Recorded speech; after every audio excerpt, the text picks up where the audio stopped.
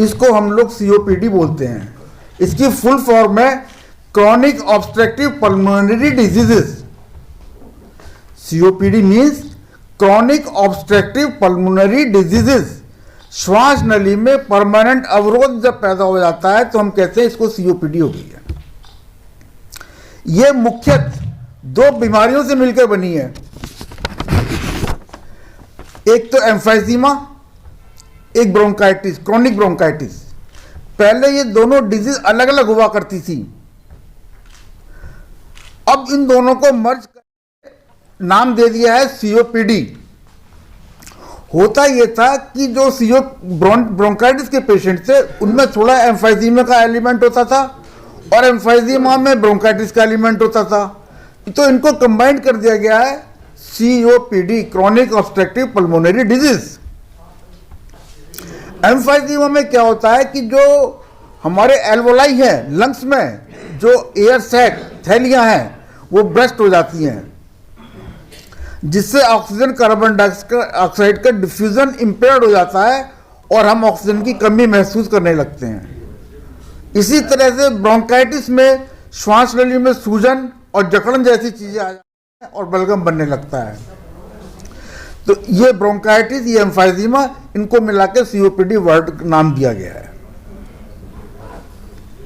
COPD के लक्षण क्या हैं, कैसे पहचाने हम कि हमको सीओपीडी है या अस्थमा है या कुछ और है। सीओपीडी में सांस लेने में कठिनाई होती है और ये आप इस तरह से समझिए कि ये परमानेंट फीचर है सांस लेने में कठिनाई उसके। यदि उसको आधा किलोमीटर चलने पर सांस फूलती है तो रोजाना आधा किलोमीटर चलने पर सांस फूलेगी ही फूलेगी। ये परमानेंट फीचर है, ठीक नहीं होता। इसी तरह से सीने में जकड़न, थकान और गड़गड़ाहट, बलगम में गड़गड़ाहट की आवाज आती है और खांसी रहती है। ये इसके प्रमुख लक्षण हैं। सांस लेने में तकलीफ, सीने में जकड़न, थकान, चेस्ट में गड़गड़ाहट और खांसी, ये लक्षण है सीओपीडी के। किन लोगों को सीओपीडी अधिक होता है, जोखिम क्या क्या क्या है इसके। जैसे जैसे उम्र बढ़ती रहती है वैसे वैसे सीओपीडी का जोखिम बढ़ता रहता है। रेस्पिरेटरी इन्फेक्शन, जो बचपन से ही कुछ लोग आपने भी घरों में भी देखा होगा, कुछ लोगों को नजले जुकाम की शिकायत बार बार होती रहती है। ऐसे लोगों को सीओपीडी अक्सर हो जाती है जब वो अपनी एज में पहुंचते हैं। स्मॉग, प्रदूषण, धूम्रपान, घरेलू कचरे को जलाना और इवन जो मच्छर भगाने वाली अगरबत्ती, जो कछुआ चाप टाइप की है, ये भी पॉल्यूशन का कारण है और ये भी सीओपीडी का एक कारण है। अब आइए कि इसका प्रबंध कैसे किया जाए, इसका मैनेजमेंट कैसे किया जाए। देखिए, इसमें मैं आपको एक बात बता दूं, यदि हम 100 पेशेंट सीओपीडी के लेते हैं तो उसमें 80% में स्मोकिंग कारण है सीओपीडी का। तो पहला स्टेप है स्मोकिंग, क्विट द स्मोक। जब तक आप स्मोकिंग नहीं छोड़ेंगे सीओपीडी नहीं जा सकती, आपको रिलीफ नहीं मिल सकता, आप तकलीफ में घिरे रहेंगे। तो पहला स्टेप है क्विट द स्मोक।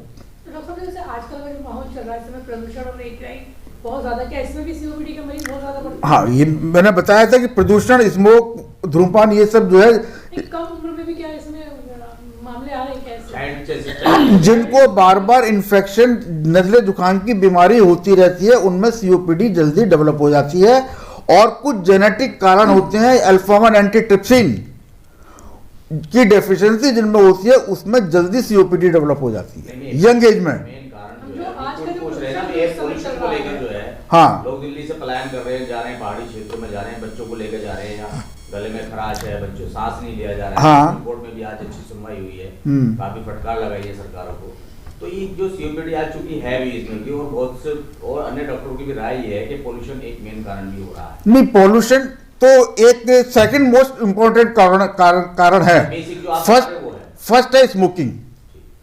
और स्मोकिंग जो है, एक तो डायरेक्ट स्मोकिंग, दूसरा आपके पड़ोस में बैठा हुआ भी यदि स्मोक कर रहा है तो उसके धुएं से भी आप प्रभावित हो सकते हैं।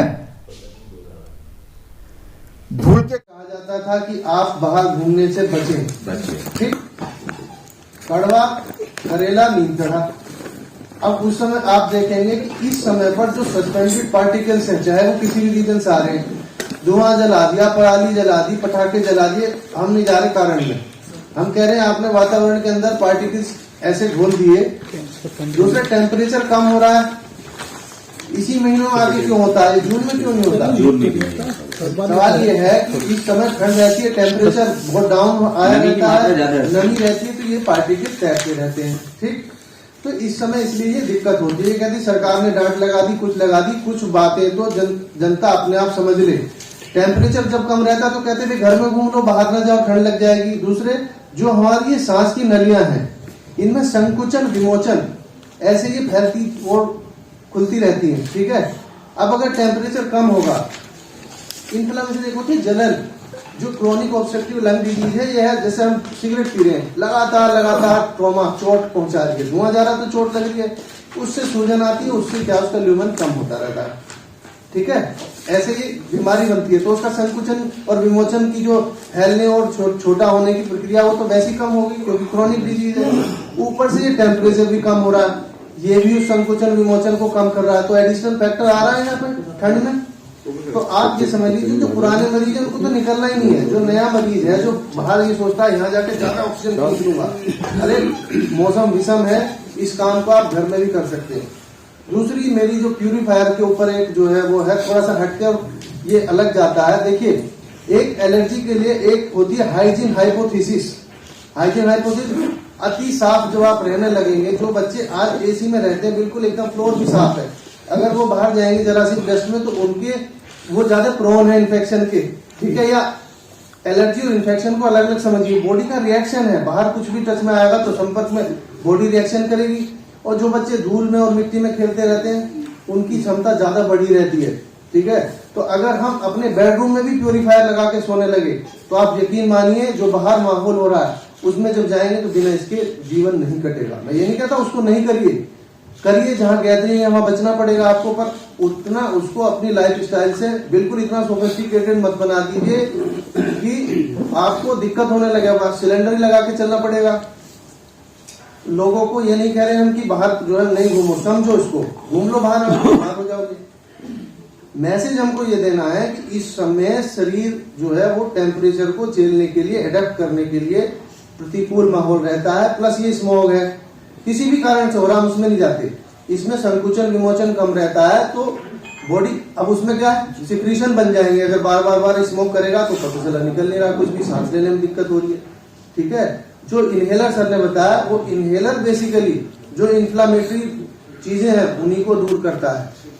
टेम्परेरीली आपने लिया वो ठीक हो गया। अच्छा, कोई देसी कुछ है इसमें, हल्दी का दूध, ये सब? देखिए, हल्दी का दूध है, कुछ भी चीज तो एक ही है, बेसिक जो उसके पीछे रीजन है इन आपकी इम्यूनिटी को बढ़ाना, जो आपके अंदर सिक्रीशन वो बन रहे नहीं निकल रहे, जो भी जैसे हम एक्सरसाइज, ब्रीदिंग एक्सरसाइज कर रहे हैं तो वो क्या कर रहा है, जो भी सिक्रीशन बन रहे हैं उनको बाहर खींच रहा है, कैपेसिटी को हमारी बढ़ा रहा है, जो बेसिक काम कर रहा है। खाना पीना जो आप बता